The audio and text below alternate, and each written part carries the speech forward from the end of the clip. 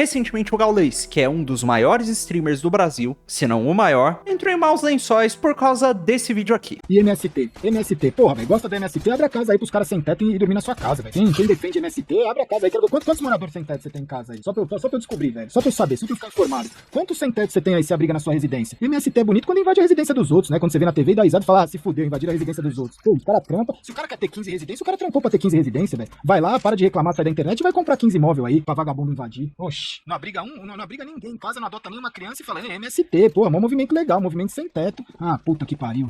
Não tô nem pistolando, velho, você precisa viver um pouco mais. Quem defende MST, porra, Brasil, velho, Brasil é uma parada onde você fala assim, ah, capitalismo. Brasil é um lugar onde pobre tem computador, pobre tem televisão, pobre tem internet a cabo, pobre tem micro-ondas, pobre tem smartphone, pobre tem tudo que o capitalismo tem pra dar. E pobre não tem nada que o governo tem pra dar. Não tem educação, não tem saúde, não tem saneamento básico, não tem transporte, e você ainda vem falar que capitalismo é ruim, velho. Puta que pariu, velho. Tudo que o governo tem pra dar, que teria que oferecer, que é o governo que fala que vai oferecer, não dá. Todo o governo do PT não deu porra nenhuma dessa, e pobre tem televisão, tem smartphone, e televisão LED. Eu não tenho nem televisão, o cara tem Smart TV, tem ar-condicionado, o cara tem o último telefone, o cara tem tudo, velho. E aí você fala assim, seu filho tá estudando aonde? Não tá. Você vai em qual hospital? Não vou. Você pega que transporte? Não pego. Busão, tudo quebrado. Porra, que merda, velho. É só você pensar isso. Desculpa aí por falar um pouco da verdade, velho. Eu não sei exatamente de quando é a live da qual esse clipe saiu, mas eu sei que os reposts mais antigos que eu consegui achar dele no YouTube foram lá de 2019, antes do meio do ano. Ou seja, é um vídeo já antigo, que já tá na internet há bastante tempo, não tinha dado tanta repercussão assim, e voltou a aparecer agora. Por quê? Porque um perfil do Twitter chamado Gamer Antifa, que é um cara que faz ativismo no mundo dos jogos e produz conteúdo pro Holodeck, que é um site que já apareceu aqui no canal por diversos motivos. Enfim, esse Gamer Antifa pegou esse clipe do Gaules, reviveu ele e disse no tweet original que não entendia como é que um cara como o Gaules poderia concorrer ao prêmio de personalidade geek do ano pelo Cubo de Ouro. E depois ainda falou, kkk, o que Media Training não faz. Insinuando que, por o Gaules ser uma pessoa capaz de ter dito, há 2 anos atrás, coisas como as que estavam no vídeo, ele não poderia ser uma pessoa digna a concorrer a esse prêmio. E disse que o fato dele estar concorrendo só podia ser obra de um treinamento de mídia, uma espécie de um adestramento para tornar ele mais amigável. Aconteceu inclusive uma resposta lá do Rick Sampaio, que é um jornalista que já tá há bastante tempo no cenário, atualmente trabalha com o site Overloader, que também é um site bem socialmente engajado, por assim dizer, perguntando quem ele era, falando que agora ia evitar o cara de bom grado, e na resposta do Gamer Antifa ao Rick, ele falou que, bom, que o Gaules é um streamer, marco brasileiro muito grande, dos esportes, e que tá concorrendo ao prêmio do Cubo de Ouro, ao lado de nomes que ele considera incríveis e que estão no cenário, marcando inclusive o Cubo de Ouro para chamar a atenção deles. Algo que você pode interpretar como uma tentativa de fazer com que talvez ele fosse removido da premiação, por ter dito as coisas que ele disse. Depois que isso aconteceu, o tweet começou a repercutir, perfis mais endireitados, por assim dizer, começaram a apoiar o Gaules, e um monte dos fãs do cara vieram em massa denunciar o tal do Gamer Antifa, e ele acabou sendo banido, o que causou uma indignação tremenda no dono do Holodeck, o Fernando Henrique Cardoso,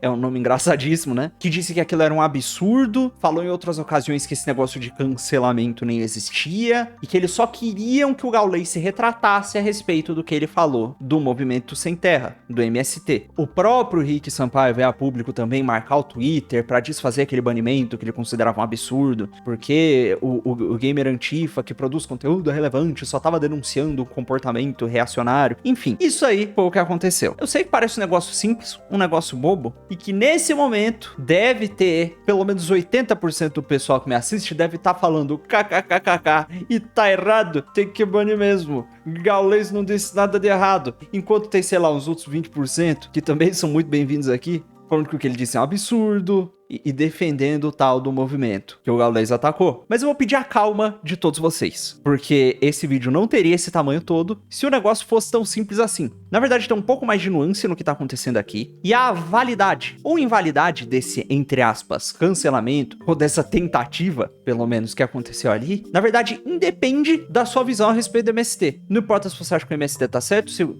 que o MST tá errado, se o que o Gaules disse tá certo, ou se o que o Gaules disse tá errado. Na verdade, você pode concordar completamente completamente com as visões de mundo do pessoal que tava contra o Gaules e achar que esse negócio que eles tentaram fazer não tem legitimidade nenhuma, tanto por conta do que foi dito ali, quanto por conta do histórico desse pessoal. Além disso aí, há também um problema um pouquinho mais profundo, que a gente percebe nessa pataquada que acabou de acontecer, que é que existe um ponto de vista que tá sendo ignorado pelos dois lados da discussão, tanto o pessoal que defendeu o Gaules, quanto o pessoal que atacou o Gaules. E pelo menos a minha opinião, que eu vou guardar lá pro final, todo mundo que participou dessa história aí teve pelo menos uma parcelinha de erro. E eu posso provar, com todo o poder da minha filosofia de boteco, da minha gramática de dislexo, tá vendo? Meu aristotelismo cansado e o meu catecismo de não batizado. Mas antes de despejar fatos e lógicas na sua cabecinha, eu preciso pedir pra você, por favor, meu amigo, apoiar o canal financeiramente aqui, se você puder, pra que a gente continue podendo produzir esses vídeos semana após semana, na frequência que a gente produz, e se bobear até aumentar a quantidade de vídeos que a gente faz aqui. E também pra você, por favor, vir aqui no comentário fixado e entrar no nosso canal do Telegram, que é gratuito e é um lugar no qual você pode nos seguir esse canalzinho, não sei porque eu tô falando nosso, sou eu que faço, pra receber todas as notificações de todos os vídeos que eu postar aqui em outras plataformas. Além, é claro, de deixar seu like, se inscrever, ativar o sino, comentar pra dar aquela engajada massa e tal, com palavras inofensivas que não façam o algoritmo achar que eu sou alguma espécie de um maluco extremista quente. Então, por favor, tenham parcimônia aí. Vamos ser civis nos comentários. Sem treta, sem xingar a mãe, beleza? Eu vou pedir pra vocês aí que são mais atentos e engajados também, assistirem mais de uma vez a última porção do vídeo, especialmente antes de começar a discutir aqui nos comentários. Acho que depois de assistir a primeira vez, vocês vão entender por quê. Show? Então, vamos embora. Vamos começar primeiro relembrando e fazendo uma espécie de uma edução do que é que o Gaules disse no vídeo. No vídeo, o Gaules disse que quem defende as ocupações do MST deveria, ao invés de ficar brigando na internet, abrigar sem tetos, voluntariamente. Porque, segundo ele, as pessoas devem ter o direito de acumular quantas casas e imóveis elas quiserem e ninguém, sobre hipótese alguma, deveria poder invadi-las e fazer o que bem entendesse com elas. Depois ele parte uma defesa do capitalismo, dizendo que no Brasil, pessoas pobres possuem mais bens que o capitalismo oferece do que bens que o Estado deveria oferecer. Usando como exemplo lá o negócio de que, opa, o pessoal mais pobre vai na periferia, as pessoas têm Smart TV, celular caro, etc, etc, mas não tem transporte público, não tem saúde, a educação é precária, enfim. É isso que ele quer dizer, que se o capitalismo é ruim e a redistribuição de renda, a estatização das coisas para democratizar o acesso a certos serviços é boa, as coisas deveriam ser o contrário. As pessoas deveriam ter menos acesso a bens que o capitalismo oferece do que a bens que o Estado está, em teoria, tentando oferecer de graça. Essa é a defesa dele. Não tô dizendo que eu concordo com essas coisas, nem que eu discordo, só descrevendo o que ele disse. E foi justamente por essas críticas ao MST, junto à defesa do direito do acúmulo de quantas casas você quiser, com a defesa do capitalismo nesse tom mais agressivo que ele usou no vídeo, enfim, foi por conta disso que aquele pessoal todo se enfesou um pouco tardiamente, né? E, segundo o Gamer Antifa, porque ele emitiu essas opiniões dessa forma, ele não deveria ser digno de concorrer ao prêmio de personalidade do ano, lá do Cubo de Ouro. Então, como é que a gente verifica se isso tá certo ou não? Primeiro, a gente tem que saber quais são os critérios que o Cubo de Ouro usa pra avaliar se uma pessoa é digna de concorrer ao prêmio ou não. E, por sorte, eles deixam isso muito bem delineado no sitezinho deles. Aqui, ó, segundo o regulamento oficial, as pessoas primeiro precisam se inscrever no prêmio e os finalistas são selecionados baseados na conformidade com as regras de inscrição, ou seja, a pessoa preencheu o formulário lá de forma adequada. Segundo, a relevância, criatividade e inovação, atenção aos detalhes, qualidade técnica, envolvimento / geração de empatia e elementos estéticos e ou audiovisuais. Esses são os critérios que eles usam para selecionar quem é que entra no concurso e quem não entra. E bom, pra gente saber se o Gaules entra, atende esses critérios ou não, a gente tem que examinar quem é o Gaules e o que foi que ele fez nesse último ano. Já que é um prêmio da personalidade geek do ano de 2020, a gente tem que ver o que é que ele fez durante 2020 pra merecer ou não esse prêmio. Então vamos lá, quem é que é o Gaules? Bom, o Gaules é um ex-pro player de CS que tá inserido no cenário dos esportes muito antes do negócio virar febre aqui no Brasil e no Ocidente. Ele ia pra Lan House, jogava campeonato, jogou campeonatos no exterior, eventualmente Twitch parou, foi seguir uma carreira mais corporativa e voltou a fazer streams. Depois de ter voltado a fazer streams, ele chegou no seu pico, no mês de novembro de 2020, a se tornar o streamer mais assistido do mundo na Twitch. Isso fazendo streams em português. Ou seja, acho que pelo menos a caixinha da relevância no regulamento a gente já ticou aqui, né? E agora, qual é a do Gaules? Qual é a do conteúdo dele? Por que esse ex-jogador profissional de CS estourou tanto assim? Bom, existe um episódio do Flow Podcast no qual o Gaules conta toda a história de vida dele, pra quem tiver interessado em ver. Você provavelmente já viu, porque é um dos episódios mais vistos daquele podcast. Mas resumindo, basicamente o Gaules teve a sua carreira de pro player quando era mais novo, quando tava na escola ainda, teve muito sucesso, largou a carreira de pro player pra estudar, fez estágio e trabalhou em multinacionais da área da tecnologia, como a Samsung, escalou a ladeira corporativa, partindo do zero, mesmo sem ter formação em universidade pública fodona, e depois se demitiu pra empreender no meio de esportes. No meio de esportes ele fundou empreendimentos enormes, como a X5 Mega Arena, ganhou uma baita de uma grana e caiu numa depressão profunda por conta de traumas de infância e coisas que ele vinha ignorando desde pequeno e que começaram a cobrar a cabeça dele. Ele ficou depressivo, largou o trabalho, acabou perdendo a namorada, porque ele tava depressivo e sem trabalho, e a namorada que disse que ia dar força pra ele, decidiu não dar mais força e começou a namorar com um colega de trabalho, que era tipo um amigo dele. Então ele ficou ainda mais na lama, terminou sozinho, sem trabalho, sem dinheiro, morando num kitnet minúsculo, com o seu computador, quase sem grana pra pagar o aluguel e se alimentar ao mesmo tempo. Nessa época, em que ele basicamente vivia de água e fruta, que era o que dava pra comprar, segundo ele começou a fazer algumas lives. Nessas lives, ele vivia botando metas de donate pra ele conseguir inteirar o aluguel dele, pra ele conseguir pagar os remédios do tratamento psiquiátrico que ele precisava fazer por conta da depressão e etc. E nessas lives ele também contava a história da vida dele, falava das coisas pesadas que ele passou e ia compartilhando tudo com a maior honestidade e transparência. Isso atraiu uma galera que também passava por coisas não muito boas e fez com que o pessoal se identificasse muito com ele e com que as pessoas conversassem sobre os problemas delas ali e fossem melhorando aos poucos, um ajudando o outro. Com o tempo, por conta dessa aproximação dele com o chat, dessa sinceridade, a live começou a crescer e ele começou a fazer, por exemplo, conteúdo na rua. Ele recebia um dinheiro a mais, ao invés de ele almoçar sozinho, ele queria retribuir, ele queria dar de volta. Então ele pegava os, sei lá, 20 reais que ele usava pra almoçar, chamava um mendigo ali da rua, aleatório, e falava, cara, vem comer aqui comigo, a gente conversa aqui, você me conta a sua história, eu divido meu prato contigo. Então ele ia conversando, ele começou a fazer amizade com os mendigos, ajudar o pessoal na rua, ia mostrar e compartilhar isso com a audiência dele. Conforme ele foi crescendo, essas ajudas que ele fazia começaram a ficar cada vez maiores e aumentar também em quantidade. Então ele começou a, por exemplo, a todo mês, ele pegava 50% da renda dele, mesmo antes de ficar ricaço e ganhar muito dinheiro, e retribuía, dava de volta durante essas ações dele de caridade. Chegando num ponto em que ele chegou a dar uma casa para um mendigo lá da rua dele, ali do bairro dele, e chegou num momento em que ele recebe e-mails e mensagens aleatórias no chat durante a live e ajuda financeiramente as pessoas. Por exemplo, o nego manda um boleto da faculdade, o cara vai lá e paga o boleto da faculdade dele, ajuda com conta de luz, ajuda com não sei o que. E isso fora as lives beneficentes que ele faz arrecadando dinheiro. E que arrecada às vezes centenas de milhares de reais para instituições de caridade. Isso é uma coisa que ele faz com uma certa frequência. Ou seja, o cara doa metade de tudo que ele ganha, tá desde o começo tentando ajudar o próximo, ajudando a tirar pessoas da depressão junto com o conteúdo dele, ajudando pessoas realmente necessitadas, em tese pegando todo o acúmulo de bens financeiros dele e tentando redistribuir pro próximo, ajudar o próximo. Essa é a pegada da live dele. E bom, eu não sou nenhum especialista, mas eu acho que isso aí se encaixa naquele critério de criatividade e inovação e certamente se encaixa na do envolvimento e geração de empatia. Obviamente,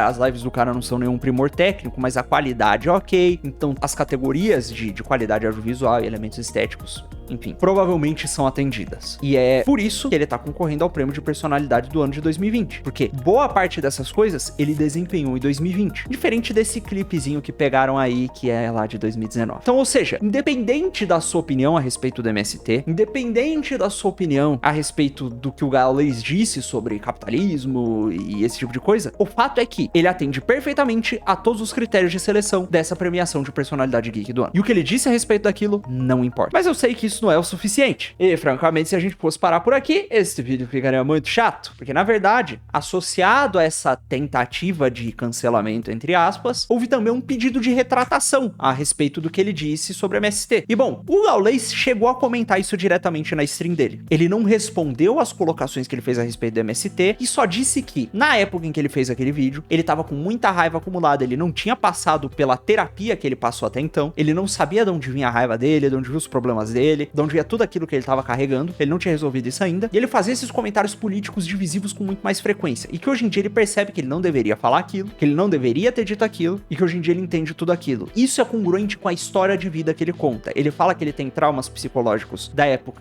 da infância dele, que ele guardou muita raiva durante esse tempo inteiro, e que ele foi aprendendo a resolver isso enquanto ele fazia aquelas lives. Ou seja, o processo de evolução dele tá todo documentado nessas streams. E muito provavelmente, se você perguntar para pessoas que acompanham ele de longa data, essas pessoas vão confirmar. Então, não é só aquele papo de, eram tempos diferentes, naquela época era outra pessoa. Bom, a evolução dele enquanto pessoa nesses últimos 2 anos foi toda registrada. E mesmo assim, desde aquela época, mesmo dizendo essas coisas, a vontade dele de ajudar o próximo ainda era a mesma. E todos os elementos que qualificam ele a essa premiação já existiam. Então mas como ele não respondeu, não fez nenhuma retratação a respeito do movimento, ainda vale a pena a gente analisar o que foi dito aqui. Porque será que tá realmente errado o que ele disse a respeito do MST? Pra gente saber, a gente tem que examinar o que é o MST segundo as declarações do Gaules e dos críticos do movimento, e o que é esse movimento segundo as pessoas que o defendem. Infelizmente, nem o Gamer Antifa, nem o responsável pela conta do Holodeck Design, que se dizem tão preocupados com a reputação do movimento, enfim, nenhum nem outro fez uma defesa do movimento nos seus tweets críticos ao que o Gaules disse. Eles não ofereceram contrapontos, não falaram nada. Só falaram, que absurdo, o Gaules disse isso, tem que desdizer, tem que se retratar. Então assim, eu não tenho como ler a mente deles e adivinhar do que é que eles discordam e o que é que eles acham a respeito do movimento. Por isso, eu vou analisar aqui em linhas gerais o que o próprio movimento diz a respeito dele e o que os defensores que eu encontrei internet afora e li por aí, em diversas publicações da mídia, falam a respeito dele. Eu não quero fazer isso aqui para dar um veredito a respeito do MST. É só pra gente saber se existem pontos válidos no que o Gaules disse, se existem pontos válidos de contraponto e se uma discussão, nos termos em que ele levantou, é válida. Só pra saber se existe uma discussão intelectualmente honesta e válida que pode acontecer aqui, beleza? E eu vou começar aqui fazendo uma pequena ressalva. Existem 2 movimentos sem teto, o MST e o MTST. O MST é um movimento sem terra e o MTST é o movimento dos trabalhadores sem teto, que é como se fosse uma versão urbana do MST, que é um movimento rural feito com o intuito de ocupar terras que não estão sendo utilizadas, mas que tem um proprietário. Já já a gente vai explicar por que eles acham que isso está certo, mas só para fazer essa distinção aqui. E me parece que quando o Gaules se refere ao MST, à invasão de residências, esse tipo de coisa, ele tá falando do MTST, que é essa versão urbana do movimento, por assim dizer. Então vamos lá ao que os movimentos dizem que fazem e o que os apoiadores falam a respeito deles. O MST diz que invade terras rurais que não estão sendo cultivadas, apesar de ter um proprietário, e as ocupam, para que a função social da propriedade seja exercida. Isso porque, segundo a nossa Constituição, as pessoas têm o direito à propriedade, só que a propriedade deve cumprir uma função social. Que função social é essa? É o que está descrito na Constituição. A função é prover moradia, ser cultivada para produzir alimentos, etc, etc, etc. Então, segundo o pessoal da MST, se existe um acúmulo de terras rurais na mão de poucas pessoas e essas pessoas não estão utilizando as terras para cumprir a função social delas, essas terras não deveriam ser dessas pessoas e o MST deve ocupar para que as terras sejam apropriadamente distribuídas. O MTST, que é a face urbana do movimento, age de forma mais ou menos parecida, mas não é com terras que não estão sendo cultivadas, é com terrenos vazios, principalmente, e com residências que há muito tempo estão desocupadas, mas é especialmente com terrenos. Ou seja, pelo menos segundo eles, não existe essa coisa de invadir casas habitadas, de pegar quarto vazio dos outros, não é assim. São propriedades que estão à toa sem cumprir a sua função social, por assim dizer. Mas existe uma outra face do movimento. Existe o fato de que eles são, sim, um movimento bastante partidário, o que, bom, pode não ser um problema, dependendo do ângulo que você olhar. Existe o fato de que eles já agiram em defesa de certos políticos, como foi no caso do companheiro 9 Dedos. E existem diversas denúncias gravíssimas, com testemunho de ex-integrantes do movimento e diversos indícios de comportamento criminoso. Em algumas ocupações, houveram denúncias, por exemplo, de cárcere privado, de pessoas que não eram autorizadas a sair dos acampamentos, eram obrigadas a ficar lá. Existiu denúncia de porte ilegal de armas, de gente que era impedida de ter acesso à eletricidade e à água e era até cobrada mais por isso. Existem denúncias de que eles fazem chamadas pra ver quem tá presente nas ocupações e saber quem é que vai ter direito a casas e a imóveis que o movimento por algum motivo tenha conquistado. E indícios de que, na verdade, o movimento escolhe distribuir propriedades preferencialmente para membros do movimento, ao invés de levar em consideração toda a população desabrigada e quem é que mais precisa de fato. Chegando até a ter uns papos de que, se você não tá presente em certas ocupações, se você não assina uma lista de presença, você não pode ser contemplado com um novo imóvel. Além disso, diversas ocupações, especialmente do MTST, muitas vezes são arrumadas, colocam lá os barraquinhos, armam tudo direitinho, e são encontradas vazias, porque os tais dos trabalhadores sem teto, muitas vezes não são sem teto mesmo, e são, na verdade, pessoas assalariadas, com trabalhos normais, que às vezes pagam aluguel, moram em casa de parente, e assim, têm onde viver. Então, isso não é necessariamente algo, não é necessariamente um problema, mas é um ponto que o pessoal levanta do outro lado. Então, existem indícios gravíssimos de comportamento antiético e até criminoso, existem todas essas denúncias, existe esse partidarismo por parte do movimento, existem essas ações mais políticas, e todas essas coisas que botam em xeque a legitimidade. Assim, de fato há uma discussão aqui, e há uma discussão inclusive nos termos que o Gaules levantou. Não é como se aqueles pontos de vista fossem indefensáveis e completamente absurdos, até porque ele não levantou em momento algum o espantalho de que o MST invade casas de moradores, casas ocupadas de moradores. Ele fala justamente sobre pessoas que têm diversas residências. Ah, a pessoa tem 15 residências, ela tem que ter 15 residências e ninguém tem que invadir a residência dela. Então, assim, pode ser que eu esteja dando uma colher de chá muito grande pro Gaules, mas é isso que eu enxergo no que ele disse. Mas mesmo assim, todas as outras críticas dele à legitimidade do movimento são válidas e podem ser levantadas, e o movimento pode ser sim discutido. Então, por que é que resgataram esse vídeo de 2 anos atrás pra tentar tirar ele do lugar onde ele tá? Bom, acho que pra descobrir isso a gente só precisa olhar o histórico das pessoas envolvidas nesse ataque contra ele. Ai, nossa, mas você vai discutir a vida das pessoas ao invés das ideias que elas levantaram? Sim, e por um motivo. Pra você entender esse motivo, eu vou contar uma historinha. Imagina que você é uma mãe ou um pai e você tem um filho que acabou de entrar na sala da sua casa, na sala de estar, com o olho vermelho. Ele tá lá com os olhos vermelhos. Existem inúmeras causas que podem fazer com que o olho de uma pessoa fique vermelho. Ela pode estar com uma reação alérgica muito forte, ela pode ter chorado, ela pode ter tomado um banho e o shampoo pode ter caído no olho, pode ter entrado um cílio, alguma coisa no olho dela, alguma coisa que causa irritação. Existem diversos motivos para um olho estar avermelhado. Se esse moleque é um moleque bem comportado, que não faz coisa errada, não exibe comportamento suspeito, provavelmente você só vai conversar com ele, perguntar o que aconteceu, ele vai falar, pai, eu tava chorando, eu tomei banho, caiu shampoo no olho, não sei o que, e vai ficar por isso mesmo, e acabou. Agora, se com uma frequência muito grande, você sente um cheiro meio esquisito vindo das roupas dessa criança, vindo das roupas desse moleque, se ele há um tempo anda falando muito sobre o uso desses cigarrilhas do capeta, se vira e mexe você entra lá no Facebook do moleque, no Twitter dele, no Instagram, e você vê que ele segue páginas a respeito do consumo de ervas ilícitas e etc, etc. Bom, aí o olho vermelho dele se torna um motivo de desconfiança muito maior. Ou seja, o histórico da pessoa é muito importante para avaliar as ações presentes dela. E bom, quem é esse pessoal? Quem é esse cara do holodeck? Quem é esse tal desse gamer antifa? Quem é esse tal desse Rick Sampaio? Quem são essas pessoas? Do que é que elas costumam se envolver? Essas pessoas são ativistas muitíssimo preocupados com a justiça social e com o bem-estar das minorias e com todas essas pautas que você vê por aí no mainstream. Eles são preocupados com essas pautas no mundo dos jogos. E eles têm um certo histórico de atuação. Houve, por exemplo, há 1 ano e pouco atrás, uma série de escândalos de abuso dentro da Ubisoft, de superiores hierárquicos que estavam fazendo coisas horríveis sistematicamente com seus funcionários, supostamente. E esses abusos eram supostamente encobertos, inclusive, pelo RH da empresa. Tinha declaração de cunho racial saindo de lá, um monte de coisa horrorosa, um monte de coisa preconceituosa,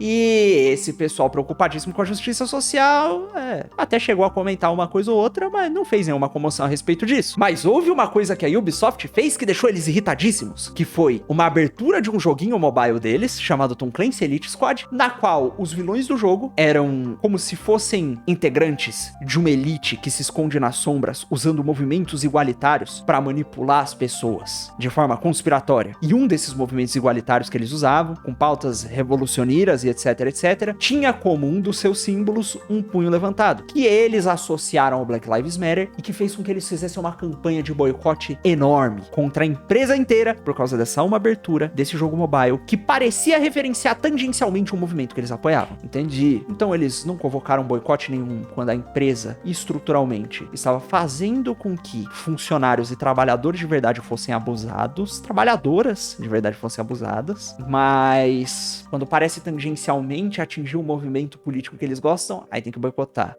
Política, pessoas de verdade. Interessante. Houve também um outro caso em que uma menininha de uns 18 anos mais ou menos foi convidada para mais uma das apresentadoras do canal Xbox Brasil. Ela ficou lá por um mês e foi demitida. Existem indícios muito fortes de que a agência para qual ela trabalhava, que a contratou para apresentar um quadro de notícias no canal da Xbox Brasil, tinha sido demitida. E a própria Xbox Brasil tava falando que queria centralizar todo o conteúdo de notícias no blog da Microsoft, no blog do Xbox. Tudo certinho. Essa garota disse que ela foi demitida por sofrer assédio, ou seja, que a comunidade tóxica do Xbox a assediou, a ameaçou de diversas formas, fez um monte de coisa errada, e por conta desse assédio constante, a empresa demitiu. Isso gerou um monte de manchete por aí. Essas mesmas pessoas replicaram essa narrativa, atacaram a marca Xbox, e, bom, no fim parece que esse não foi o motivo pelo qual ela foi demitido. Parece que, de fato, a agência toda foi escanteada, de fato, eles começaram a concentrar o conteúdo deles de notícia no Xbox Wire, no canal oficial de texto deles, e existem declarações dela própria falando que a marca sempre deu muito suporte pra ela, poucas semanas antes disso acontecer, que sempre deu apoio em relação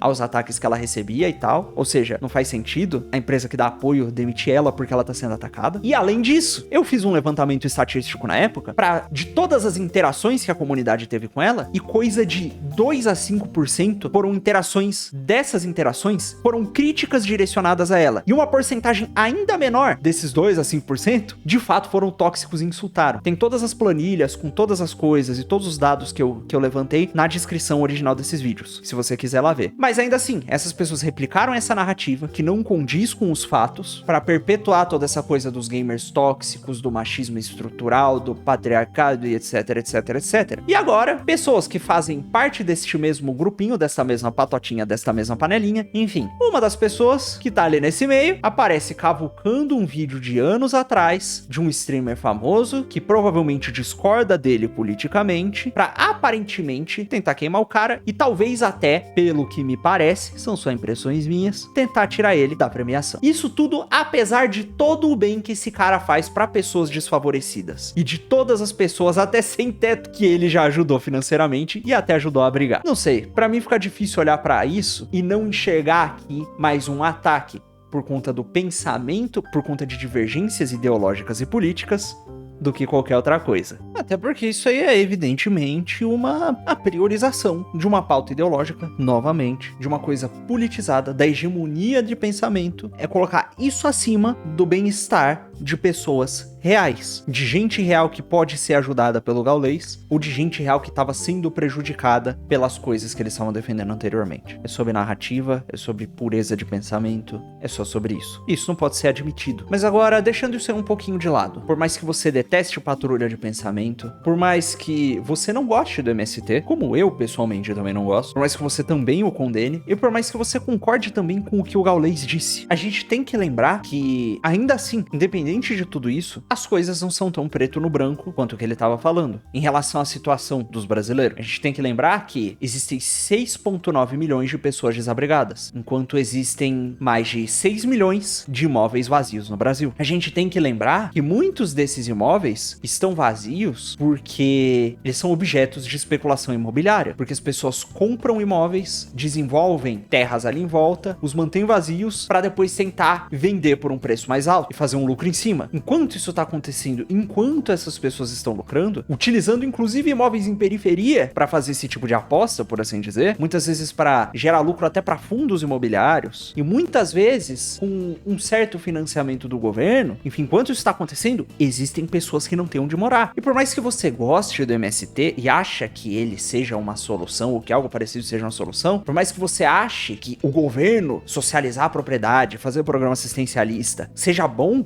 muitas vezes programas assistencialistas como Minha Casa Minha Vida, que inclusive tem ligações com o MST e prioriza em algumas vezes ativistas do MST, e muitas vezes esses próprios programas acabam beneficiando os especuladores imobiliários, que muitas vezes são a causa do aumento de preço de diversos imóveis e que são uma barreira para que mais pessoas tenham onde morar. Então, ao mesmo tempo que esse programa, sei lá, dão casas para algumas pessoas e beneficiem lá o MST, eles acabam gerando altas artificiais nos preços preços dos imóveis que fazem com que outras pessoas que não foram contempladas por esse programa tenham ainda mais dificuldade de conseguir uma moradia. Não só de comprar, mas como também de alugar. E isso tudo num mercado que já sofreu muito com artificialidade, que já sofre muito com gentrificação, com preço subindo. E aí você acha que vai fazer o quê? Vai só ressocializar o resto das moradias? Vai fazer com que o Estado tome conta de tudo? Ou então você vai tirar a influência do Estado de todas essas coisas e deixar tudo na mão dos especuladores? Bom, vale lembrar que nessa brincadeira, a tal da maior democracia liberal do mundo, que são os Estados Unidos, em alguns dos maiores centros de desenvolvimento tecnológico, lá do Vale do Silício, lá em São Francisco, por exemplo, tá tendo problemas imobiliários gigantescos. Por conta da especulação, por conta da concentração de capital nesses lugares, você paga valores absurdos no aluguel de apartamentos pequenininhos e tem muitas pessoas desabrigadas, num dos lugares que era pra ser um dos mais ricos de todo o país. Então assim, isso é um problema complicado e tem uma nuance muito maior do que só vamos socializar tudo, invadir a casa dos outros, ou então só vamos largar tudo na mão do mercado do jeito que tá. Porque você pode até dizer que o livre mercado resolve muitos problemas, que o sistema de preços é eficiente, mas do jeito que as coisas estão agora, existe uma concentração de recursos, existe uma concentração de terras na mão de pouquíssimas pessoas, e essas pessoas muitas vezes conseguiram esses recursos não só pelo próprio trabalho, pelo próprio suor, mas por assistência do governo. Muitas vezes programas sociais, como o caso do Minha Casa Minha Vida, ajudaram especuladores a ganhar uma baita grana e a monopolizar essas terras. Enfim, existem diversos esses casos, e as coisas não são tão preto do branco. E se você simplesmente liberaliza todas as coisas, bom, essas pessoas que já têm as vantagens concedidas pela intervenção estatal que pessoas mais liberais, como o próprio Gaules, desprezam, enfim, essas pessoas teriam vantagem. E muitos dos efeitos do que elas fizeram não sumiriam de uma hora para outra. Então, como é que resolve isso aí? Bom, eu acho que a solução disso aí não tá nem no capitalismo liberal e nem no socialismo e na redistribuição das coisas. Tá num outro negócio. E para vocês entenderem um outro negócio, eu vou ter que dar algumas explicações preliminares. Vamos lá. Começando com o motivo pelo qual eu acho que não se deve invadir as casas dos outros de qualquer forma. Tomar imóveis à força. Bom, o fato de eu ou você acharmos que não se deve invadir propriedade alheia está sedimentada no direito à propriedade. Mas de onde é que vem esse negócio? Existem diversas justificativas. E eu vou usar uma das que eu acho mais simples aqui. Quando você olha para a natureza, para os animais, você vê que os animais eles não têm um planejamento a longo prazo. O animal sente fome, ele vai caçar e comer. O animal tem um filhote, ele constrói um ninho para proteger o filhote. O filhote precisa comer, um dos animais vai caçar para dar o que comer para ele, enquanto o outro protege. São coisas imediatas. Há uma ameaça, o animal foge. Há uma certa memória em que, por exemplo, se um bicho sempre que vai num lugar ele se machuca, ele começa a evitar esse lugar. Se um bicho passa mal quando come uma planta, ele passa a evitar comer essa planta. Então existe isso aí, mas isso não é um trabalho da inteligência. Isso é uma reação, é uma memória sensitiva, uma memória com estímulos sensíveis. Tanto que quando você vai treinar um cachorro, por exemplo, para, por exemplo, não comer o seu sapato, você não senta falando, olha, é o seguinte, cachorrinho, o sapato é caro. E quando você come o sapato, eu fico sem sapato, eu preciso de sapato para trabalhar e eu não tenho tanto dinheiro para ficar comprando sapato. Então assim, isso é meio chato. O que é que você faz? Você espera ele chegar perto do sapato e causa um estímulo sensível negativo nele. Ou seja, ele chega perto do sapato, você blá, blá, blá, balança uma lata e faz uma barulheira. Daí ele associa morder o sapato com um barulho muito alto que causa desconforto e ele para de mexer no sapato. É uma coisa sensível. É um estímulo sensível imediato. Já o ser humano, ele também tem necessidades primárias que ele satisfaz. Essas necessidades também se repetem como a dos animais, mas ele faz uma coisa um pouco diferente, que é, o ser humano, em determinado momento, parou de simplesmente, deu fome, vou pegar um bicho. Ele começou a se estabelecer e a fazer e a desenvolver sistemas que favoreciam a satisfação dessas necessidades e da perpetuação da espécie. O ser humano começou, por exemplo, a trabalhar a terra e a fazer cultivo para ter o que comer de forma mais consistente, sem depender só da caça. No lugar em que o cultivo acontecia, eles também começaram a criar abrigos mais permanentes. Esses abrigos mais permanentes, esse cultivo, permitiram com que a sobrevivência da humanidade fosse favorecida, com que um casal, por assim dizer, pudesse ter mais de um filho, e com que comunidades começassem a se formar de forma mais estável. Comunidades, tribos, enfim. Tanto é que foi desse tipo de organização que nasceu e floresceu a nossa própria sociedade. É dessa organização, do trabalho com a terra, do cultivo da terra. Enfim, quando o ser humano passou a cultivar a terra e passou a produzir abrigos mais permanentes, surgiu uma noção desse negócio chamado propriedade. Você trabalhava a sua terra, ou seja, você colocava o seu trabalho na terra, o seu trabalho faz parte de você, e você misturava o seu trabalho na terra, ou seja, você está misturando uma parte de você naquela terra, você está construindo nela, você está transformando transformando ela de alguma forma. Você está personalizando essa terra e tornando ela mais próxima de você. E essa personalização torna aquela terra uma terra diferente das outras. Uma terra com uma personalização que é própria da sua pessoa, de quem trabalhou. E é daí que surge essa ideia da propriedade. É da mistura do trabalho do ser humano com a terra. Ou seja, você mistura o seu trabalho a uma terra, essa terra passa a ser sua. E essa terra que é sua, lhe provém o seu sustento. E ter a posse dessa terra é bom e faz com que você se sustente. Quanto mais seres humanos tiverem posse e tiverem propriedade sobre a sua própria terra, para o seu próprio cultivo, para a sua própria subsistência, melhor, porque é mais gente sendo favorecida pelos bens gerados pelo cultivo da sua própria propriedade. Ou seja, o conceito, a ideia de propriedade emerge para favorecer a sobrevivência humana e a propriedade favorece a sobrevivência humana. Além disso, as pessoas começam a ter filhos, a constituir famílias nessas propriedades. E passa a ser então dever dos pais aumentar a sua produção, às vezes aumentando as suas posses, para sustentar aquelas novas crianças, aquelas novas vidas. E para talvez deixar algo para elas depois que quando elas crescerem. E daí que surge a coisa da herança. Ou seja, você trabalha mais terras, mistura seu trabalho a mais terras, aumenta as suas posses, para que aqueles filhos, que também são uma continuidade da sua própria vida, são a continuidade de você, possam sobreviver e possam ter uma vida melhor. É assim que funciona. O direito à propriedade, essa continuidade toda, está relacionada diretamente à sobrevivência humana e à formação de famílias. E essa coisa é um negócio que até, da relação entre a família e a propriedade, é uma coisa que até aquele senhor barbudo da foice e do martelo admite. E é um diagnóstico correto que ele faz. Concordo 100%. Agora você pode dizer, não, mas a gente não tá mais vivendo no campo, a gente não tá vivendo no meio do mato. Eu não cultivo a minha terra. Eu vou pra um lugar, trabalho, me pago um dinheiro e com esse dinheiro eu produzo meu sustento. Então, acontece que o dinheiro e esse trabalho é só intermediário. Do mesmo jeito que você trabalhava uma terra numa sociedade rural, uma sociedade mais primitiva, para prover diretamente o seu alimento, pessoas trabalharam terra para produzir alimentos e outras pessoas criaram os meios de produção, trabalharam a terra e recursos brutos da natureza para produzir os meios de produção, e esses bens que foram produzidos mediante o trabalho podem ser trabalhados por outras pessoas para produzir mais coisas, gerar dinheiro, e esse dinheiro gerado por esse trabalho pode ser trocado por meios de subsistência. Então, o trabalho está presente nos dois casos. Seja o trabalho primário de cultivar a terra em troca do seu sustento material, da sua subsistência, ou o trabalho de produzir numa fábrica, de produzir um vídeo, de produzir alguma coisa em troca da moeda pela qual você troca o sustento. E moeda essa que pode, inclusive, se converter em terras próprias, que você pode cultivar mais diretamente. Ou seja, o que eu tô querendo dizer aqui é que tanto o trabalho, quanto a propriedade, quanto a família estão ligados diretamente à sobrevivência humana. E a posse desses bens e a própria propriedade é boa, porque favorece a sobrevivência dos seres humanos. Ou seja, ao invés de você, como diversos socialistas pensam em fazer, extinguir a propriedade, violar ela para tornar a propriedade comum a todos, o que você deve fazer é fortalecer a propriedade e fazer com que mais pessoas possam possuir coisas. Porque se a propriedade favorece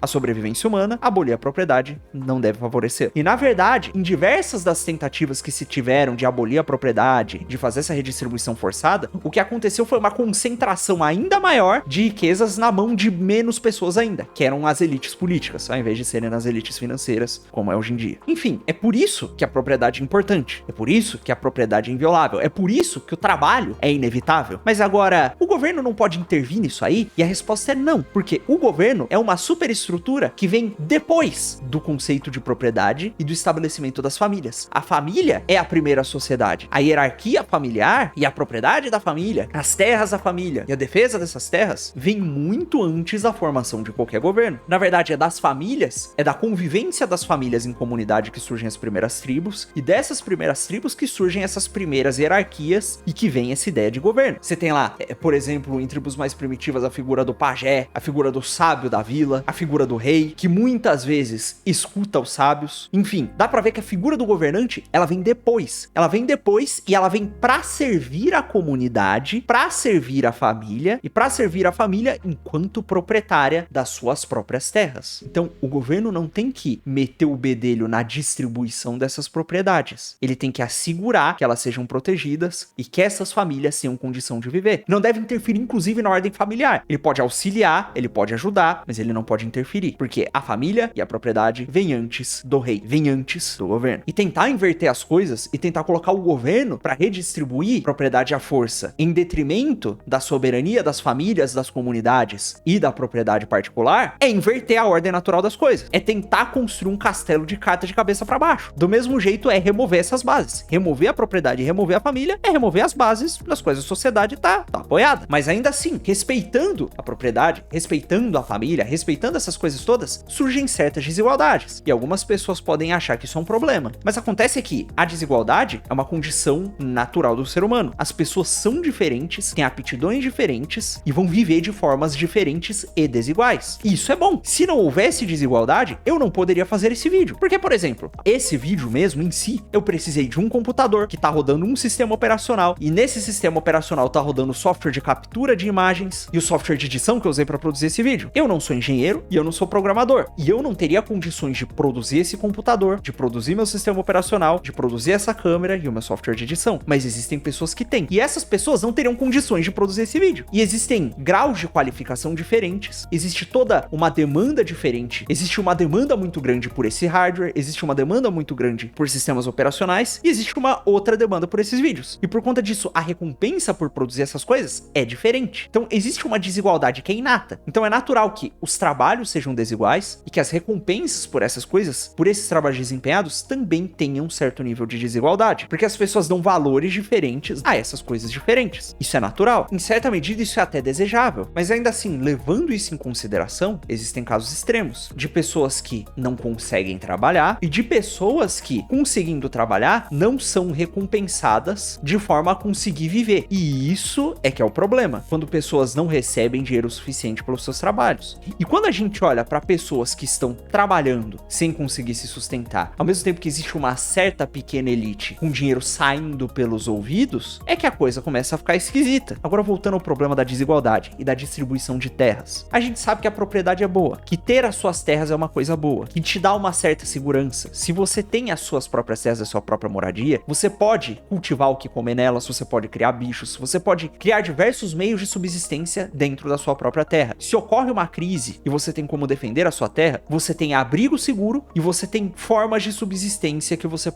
diversas que você pode cultivar dentro dessa terra, independente do colapso financeiro. Então, é de se esperar que pessoas queiram possuir as suas próprias terras e ter as suas próprias propriedades. Mas o mercado hoje em dia está caminhando para fazer com que pessoas tenham cada vez menos coisas. Por exemplo, em uma emergência, é ótimo você ter seu próprio carro e seus meios de locomoção. Mas hoje em dia, por conta das distorções que acontecem no mercado financeiro, é mais viável você andar de Uber, andar usando o carro de outros, por intermédio de uma grande corporação, do que ter o seu próprio carro. É financeiramente mais viável. Financeiramente, é mais viável e mais barato você viver de aluguel por décadas do que comprar a sua própria casa. Ou seja, o mercado está gerando estímulos financeiros e fazendo com que seja mais financeiramente vantajoso, a curto prazo, você ter menos posses. Isso, ao mesmo tempo que te dá um dinheiro a mais, te coloca cada vez mais na dependência dessas grandes empresas, que são quem tem a propriedade de verdade e que emprestam essa propriedade para você. Seja esse empréstimo feito por meio de Ubers, seja esse empréstimo feito por meio de aluguéis, que são intermediados muitas vezes por corretoras, ou até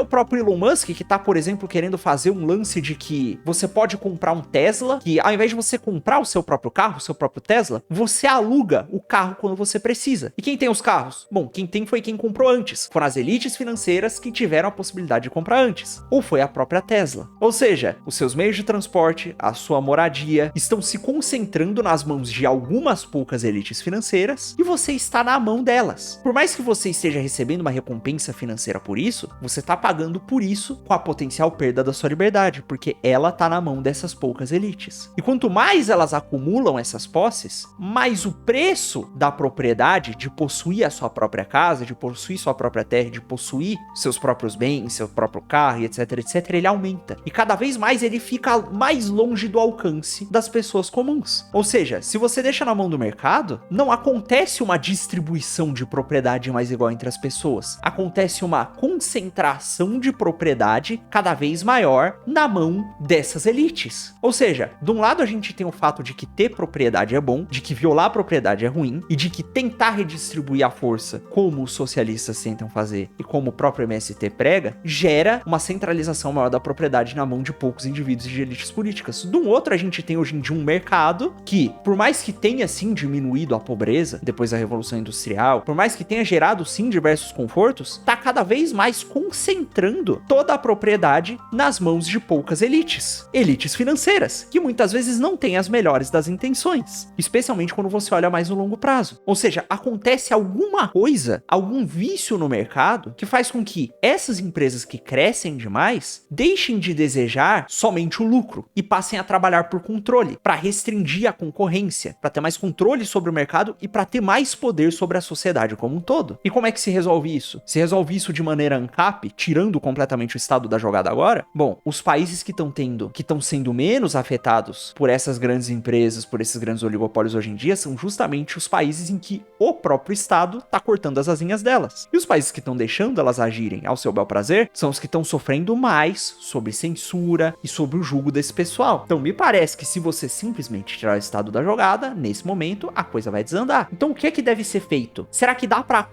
evitar esse acúmulo nas mãos de poucos? Novamente, eu vou pedir para vocês olharem para a natureza, para o estado natural das coisas. Existem pessoas que têm uma capacidade física maior, por exemplo. Essas pessoas vão conseguir, no mundo primitivo, caçar mais animais, cultivar mais terras com maior eficiência e ter uma produtividade muito maior que a das outras. Do mesmo jeito, existem pessoas que são mais inteligentes. Existem, por exemplo, pensadores como Sócrates, Aristóteles e Platão, que eram mais inteligentes, que passaram mais tempo pensando e que descobriram certas coisas. E você percebe que, tanto no mercado como numa sociedade saudável, as coisas progridem quando essas pessoas que têm mais dons, que acumularam mais bens, sejam esses bens materiais, como no caso do cara que é mais produtivo por ter uma capacidade física maior, quanto bens mais elevados, como é no caso dos intelectuais, que nasceram com uma inteligência mais alta e que passaram mais tempo estudando. Enfim, a sociedade progride quando essas pessoas cedem esses seus dons no serviço ao próximo, quando eles servem ao próximo. Isso por si só gera certas dinâmicas de mercado. Mas como nós vimos, o mercado por si só, pelo menos hoje em dia, no estado em que a gente tá, com todas as manipulações e artificialidades financeiras, o mercado por si só, por mais que beneficie quem tente servir ao próximo, beneficia ainda mais essas elites que estão servindo a si próprios em detrimento do próximo. Então a gente tem aqui um princípio de que servir ao próximo é bom, mas a gente tem incentivos de mercado para que pessoas não sirvam ao próximo e sirvam, na verdade, a essas elites, mesmo que seja em detrimento do próximo. Um exemplo mais próximo da nossa realidade, por exemplo, é o fato de que, por exemplo, existem diversos mercadinhos locais. Esses mercadinhos locais costumam ter preços mais altos do que grandes mercados, do que grandes redes de mercados que têm condições de vender produtos a preços mais baixos. O que faz com que pessoas comprem nessas grandes redes de mercado e deixem de comprar os produtos locais, fazendo com que muitas vezes famílias inteiras nas economias locais terminem desempregadas, que terminem, sei lá, trabalhando para as grandes redes de mercado, o que gera o enriquecimento dessas grandes redes às custas dos empreendimentos locais. Por outro lado, se a comunidade local fosse mais unida, tivesse esse sentimento de subsidiariedade maior, as pessoas confiassem mais umas nas outras, as próprias comunidades locais poderiam fazer um sacrifício financeiro para manter o emprego do mercadinho local. O mercadinho local poderia, utilizando esse capital a mais, até gerar mais empregos para a comunidade local, talvez começar a dar um desconto maior nos preços. Isso por si só estimularia